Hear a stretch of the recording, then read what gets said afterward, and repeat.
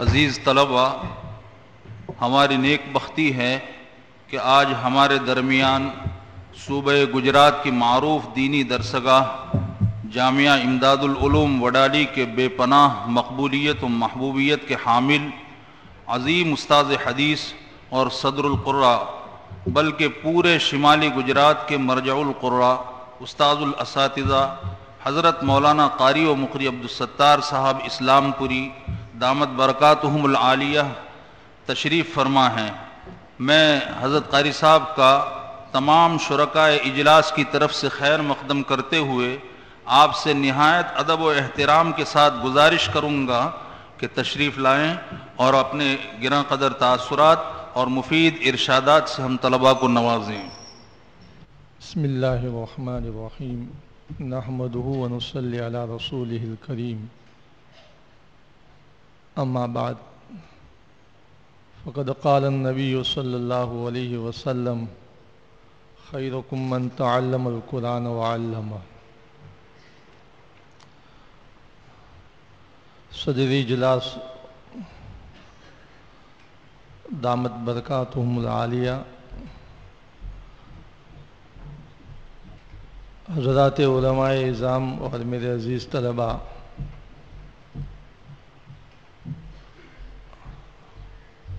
ہم اللہ کا شکر ادا کرتے ہیں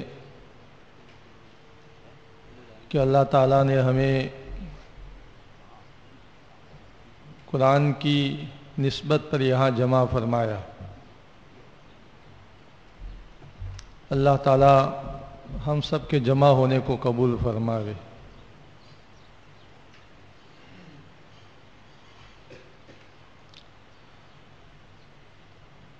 ہمارا یہ مسابقہ کئی نشستوں میں ہوتا رہا اور یہ آخری مجلس ہماری تھی، جن میں 4 مساہمین سے قرآن مجید سننے کا ہمیں موقع ملا۔ سننے کے بعد ہمیں بڑا افسوس ہوا کہ ہم نے صرف آخری مجلس میں شرکت کی،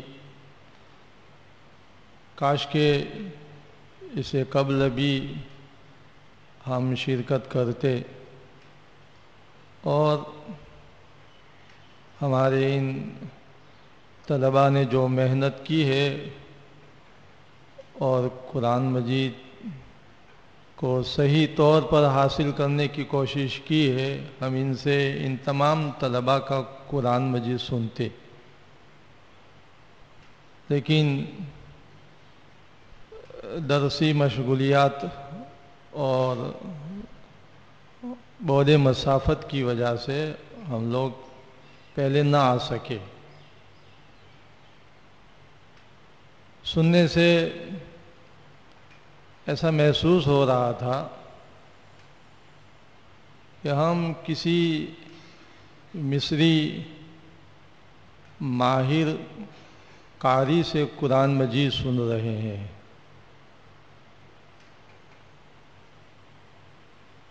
ہمارے یہ طلباء، انہوں نے کتنی اچھی مشق کی ہے اور مشق میں بھی وہ کامیاب نظر آ رہے ہیں کہ ہمارے ان موقر اساتذہ کی موجودگی میں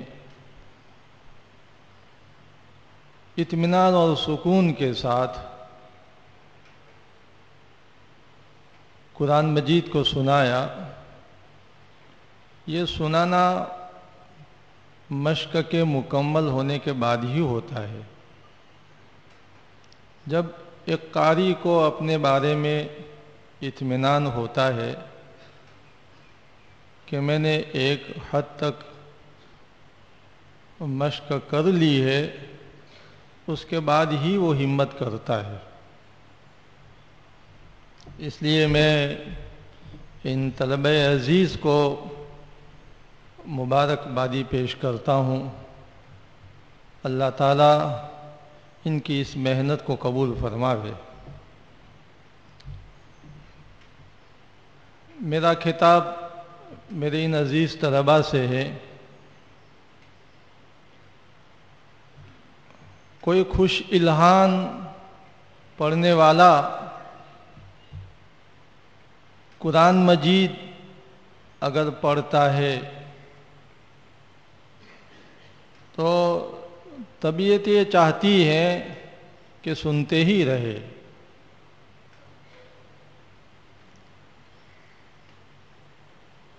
ابن ماجہ کی روایت ہے، باب ما جاء فی حسن الصوت کے تحت میں حضرت عائشہ صدیقہ رضی اللہ تعالی عنہا کی روایت ہے،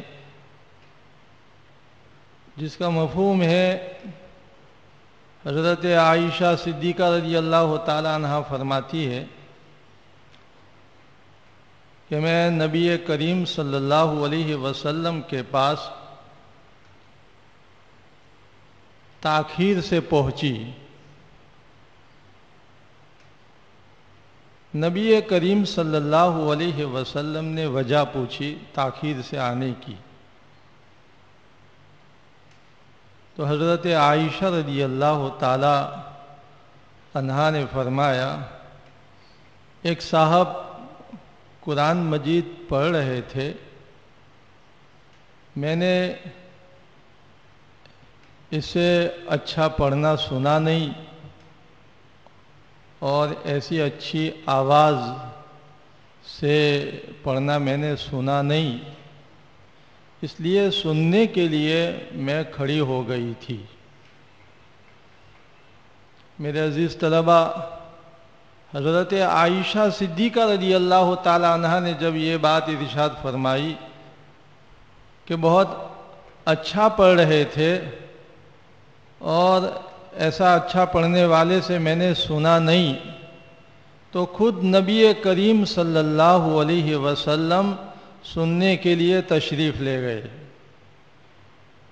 وہ خوش الہان تھے. وہ کون خوش الہان ہے کہ حضرت عائشہ صدیقہ رضی اللہ تعالی عنہا نے جن کے پڑھنے کی تعریف کی تو خود نبی کریم علیہ السلام تشریف لے گئے.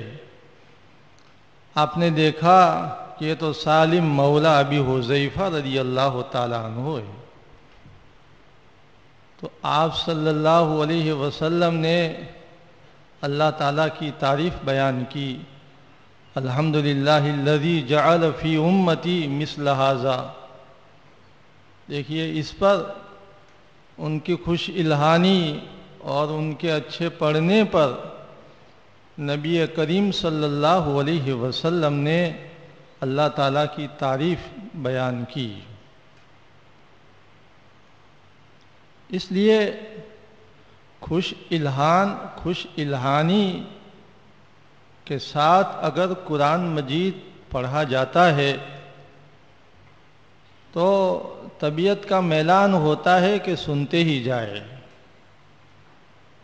بلکہ امام بخاری رحمۃ اللہ علیہ نے جو باب قائم کیا ہے باب نزول الملائکہ، وہاں اس کے تحت میں حضرت اسید ابن حضیر رضی اللہ تعالیٰ عنہ کی جو حدیث لائے ہیں تو اس کی شرح میں حافظ ابن حجر عسقلانی علیہ رحمہ نے فتح الباری میں لکھا ہے کہ آپ صلی اللہ علیہ وسلم نے حضرت اسید ابن حضیر رضی اللہ تعالی عنہ کو یہ ارشاد فرمایا، لقد اوتیت من مزامیر آل داؤد. جیسا کہ حضرت ابو موسیٰ اشعری رضی اللہ تعالی عنہ کے بارے میں فرمایا، وہ تو مشہور ہے، ہمارے عزیز طلبہ جانتے ہیں، لقد اوتیت مزمارا من مزامیر آل داؤد. لیکن حضرت اسید ابن حضیر رضی اللہ تعالی عنہ کے بارے میں بھی ایک روایت میں آتا ہے کہ آپ صلی اللہ علیہ وسلم نے ان کے بارے میں فرمایا کہ ان کو بھی حضرت داؤد علیہ السلام کی اچھی آوازوں میں سے ایک حصہ ملا ہے۔ مجھے جو اصل بتانا ہے، اس پر حافظ ابن حجر عسقلانی علیہ رحمہ نے لکھا ہے کہ ملائکہ کے نزول کا باعث اور سکینہ کے نزول کا باعث یہی چیز ہے، یعنی خوش الہانی ہے۔ یہ حافظ ابن حجر عسقلانی رحمہ نے اپنی رائے پیش کی ہے، یعنی خوش الہانی کے ساتھ انہوں نے سورہ بقرہ کی جو تلاوت کی، اس پر سکینہ اور ملائکہ کا نزول ہوا ہے۔ تو جن طلباء کو یہ نعمت ملی ہے وہ اللہ تبارک و تعالیٰ کا خوب شکر ادا کرے کہ اللہ تعالیٰ نے ہمیں یہ خوش الہانی کی نعمت دی ہے، ہم اس نعمت کی کیا ہے قدردانی کریں۔ اور جب خوش الہانی کی نعمت اللہ نے ہمیں دی ہے تو ہم اس کو قرآن کی تلاوت میں اس کو استعمال کریں۔ دنیا میں بہت سے ہیں خوش الہان ہیں، لیکن اپنی خوش الہانی کو دوسری چیزوں میں انہوں نے لگایا اور ضائع ہو گئے۔ آپ کے لیے سعادت ہے کہ آپ نے خوش الہانی کی نعمت کو قرآن مجید میں لگایا اور قرآن مجید کو اچھی طریقے سے حاصل کرنے کی کوشش کی۔ اللہ تعالیٰ اس کو قبول فرماوے۔ عزیز طلباء، یہ مسابقہ کا مطلب یہی ہوتا ہے کہ ہمارے ان طلبہ عزیز کے سامنے صحت کلام مجید، صحت حروف اور لہجہ دونوں کی رعایت کے ساتھ قرآن مجید پڑھا جاوے اور اس کے لیے محنت اور کوشش کی جائے۔ اول ہماری توجہ صحت حروف کی طرف ہو، حروف ہم صحیح کریں، اور اس کے بعد ہمارا لہجہ بھی بہت عمدہ ہو، کیونکہ خوش الہانی کے ساتھ پڑھنا اس کو علماء نے مستحب لکھا ہے۔ لیکن ایسا نہ ہو کہ ہم استحباب کے پیچھے ہی لگ جائے اور صحت حروف جو ضروری اور لازمی چیز ہے اس میں کوتاہی ہو جائے۔ اگر ایسا ہوگا تو بعض مرتبہ لحن جلی اور بعض مرتبہ لحن خفی آئے گی، جیسا کہ ہمارے تجوید کے طلبہ جانتے ہیں۔ اس لیے ہمیں اس کا خیال رکھنا چاہیے۔ ہمارے 4 مساہمین پڑھ رہے تھے، الحمدللہ دونوں کی خوب رعایت تھی، اور دونوں کی رعایت کرتے ہوئے انہوں نے کلام مجید جو ہے وہ سنایا۔ ہمارے نبی کریم صلی اللہ علیہ وسلم نے بھی بعض صحابہ کے بارے میں نشاندہی فرمائی، جیسا کہ روایتوں میں آتا ہے حضرت فاروق اعظم رضی اللہ تعالی عنہ میدان عرفات میں وقوف کیے ہوئے تھے۔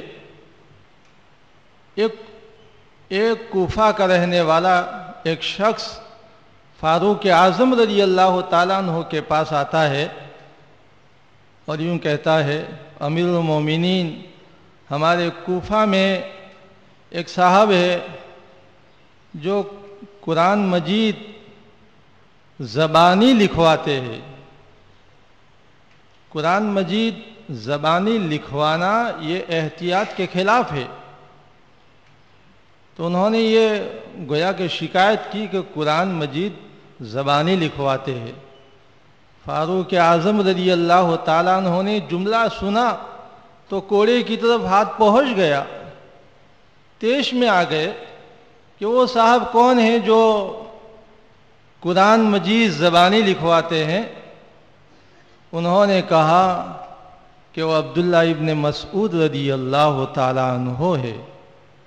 جب یہ بات کہی فاروق اعظم رضی اللہ تعالیٰ عنہ ٹھنڈے ہو گئے اور فرمایا اس آدمی کو حق ہے کہ قرآن مجید زبانی لکھوائے، اور پھر حدیث بیان کی واقعہ بیان کیا کہ نبی کریم صلی اللہ علیہ وسلم صدیق اکبر رضی اللہ تعالیٰ عنہ سے مشورہ کر رہے تھے اور میں بھی شریک تھا۔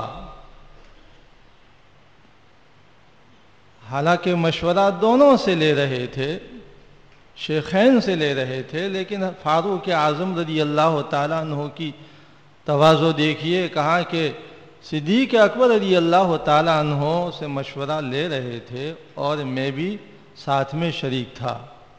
جب آپ صلی اللہ علیہ وسلم ہم کو چھوڑنے کے لیے باہر آئے تو دیکھا ایک صاحب بہت ہلکے جہر کے ساتھ قرآن مجید پڑھ رہے ہیں۔ نبی کریم صلی اللہ علیہ وسلم نے ان کے پڑھنے کو سنا تو فرمایا کہ اگر کوئی یہ چاہے کہ قرآن مجید جیسا نازل ہوا ہے ویسا ہی پڑھے، تر و تازہ جیسا نازل ہوا ہے ویسا پڑھے، تو ابن ام عبد یعنی عبداللہ ابن مسعود رضی اللہ تعالیٰ عنہ کی طرح پڑھے۔ دیکھیے عزیز طلبہ، آپ صلی اللہ علیہ وسلم نے نشاندہی کی، جیسا عبداللہ ابن مسعود رضی اللہ تعالیٰ عنہ پڑھتے ہیں ویسا ہی پڑھے۔ ہماری سند میں عبداللہ ابن مسعود رضی اللہ تعالیٰ عنہ کا نام بھی آتا ہے۔ وہ صف اول کے صحابی تھے۔ اس میں خاص بات میں ہمارے عزیز طلبہ کو یہ کہوں گا کہ اتنے بڑے صحابی جنہوں نے نبی کریم علیہ السلام سے قرآن کو حاصل کیا، پھر بھی انہوں نے یوں کہا اگر مجھے معلوم ہو جائے کہ مجھ سے بھی زیادہ کوئی جاننے والا ہے اور سواری وہاں تک پہنچ سکتی ہے تو میں وہاں پر سوار ہو کر کے جاتا۔ اتنے بڑے صحابی وہ بھی اپنی علمی پیاس بتلا رہے ہیں کہ مجھ سے بھی اگر کوئی زیادہ جاننے والا ہوتا تو میں وہاں پر ان کے پاس جاتا۔ ہمارے عزیز طلبہ تخصص کے لیے بھی 1-2 سال بڑی مشکل سے تیار ہوتے ہیں۔ ہمارے اسلاف کی تاریخ کو ہم پڑھیں گے کہ بعض حضرات نے علم کیسے حاصل کیا۔ امام ورش رحمۃ اللہ علیہ کا ان کی عمر کتنی ہو گئی اور امام نافع مدنی رحمۃ اللہ علیہ کے پاس گئے، اور بھی دیگر علوم حاصل کرنے والے شیخ سعدی، عمر ہو جانے کے بعد زبان موٹی ہو گئی، اس کے بعد ان کو خیال ہوا کہ مجھے علم حاصل کرنا چاہیے، اور ایک خیال اس وقت ہوا جبکہ میاں بیوی دونوں کھانا کھا رہے تھے اور ان کی اہلیہ دال نکال رہی تھی اور اسی چمچ سے ان کو مارا، تو ان کو خیال ہوا کہ یہ میرے پاس اگر علم ہوتا تو میں یہ بیوی کا چمچے کی مار میں نہ کھاتا۔ پھر وہ علم حاصل کرنے کے لیے بغداد گئے۔ میں اپنی بات مختصر کر رہا ہوں، اور پھر لیکن وہاں ان کی عمر زیادہ، طلبہ چھوٹے، اور پھر طلبہ ہنستے بھی تھے، تو ان کا ایسا ہوا کہ اس سے مر جانا اچھا۔ تو خودکشی کے لیے جا رہے تھے تو کنویں میں دیکھا ایک تختہ تیر رہا ہے، اس میں گڈھے پڑ گئے ہیں، نشانات پڑ گئے ہیں۔ تو وہاں ایک عورت تھی، اس کو پوچھا کہ یہ نشانات جو پڑ گئے وہ کیسے پڑ گئے؟ کہا کہ رسی کی وجہ سے، وہ پانی نکالنے کی وجہ سے، رسی کی وجہ سے نشان پڑ گئے ہیں۔ ان کو فوراً خیال ہوا کہ ایسا مضبوط تختہ مسلسل رسی کی رگڑ سے اس میں گڈھے نشانات پڑ جاتے ہیں، تو میری زبان تو بہت نرم ہے، میں اگر کوشش کروں گا تو سلاست اور اس میں نرمی آ سکتی ہے۔ بس ان کی ہمت بڑھ گئی اور علم حاصل کیا، اور کیسا کیا؟ آج ہم ان کے علوم سے فائدہ اٹھا رہے ہیں۔ اس لیے طلبہ عزیز، جیسا کہ ہمارے مولانا قاری رضوان صاحب نے بتایا، احساس کمتری میں رہنے کی ضرورت نہیں ہے۔ اللہ تعالیٰ نے ہر ایک میں صلاحیتیں رکھی ہے، کسی میں کم کسی میں زیادہ، ان صلاحیتوں سے فائدہ اٹھائے اور اپنے آپ کو محنت میں لگائے، آگے بڑھائے۔ آخر میں ایک بات یہ اس موقع پر میں ضرور کہتا ہوں ہمارے عزیز طلباء کو کہ ماشاءاللہ یہ مشق کی محنت، اس میں کامیابی مل رہی ہے۔ ہر جگہ پر طلباء مشق کرتے ہیں، اچھا قرآن مجید سناتے ہیں، لیکن اس وقت فن میں، فن تجوید اور فن قرات دونوں میں مہارت حاصل کرنے کی بہت ضرورت ہے۔ اس میں گہرائی پیدا ہو۔ اس فن کی جو کتابیں ہیں اس کا بہت اچھی طریقے سے ہم مطالعہ کریں۔ اب یہ طیبۃ النشر پڑھنے والے، النشر کا مکمل مطالعہ ہونا چاہیے۔ شاطبیہ جیسی کتابیں کتنی اس کی شروحات ہے، ان شروحات کا ہم مطالعہ کریں۔ جو قراتیں ہم پڑھتے ہیں یہ ملک ہے، مالک قرات ہے، تو اس کے کیا معنی ہے، مالک کے کیا معنی ہے، ملک کے کیا معنی ہے، کون سے قبیلے کی لغت ہے، اس میں ہم آگے بڑھتے جائیں۔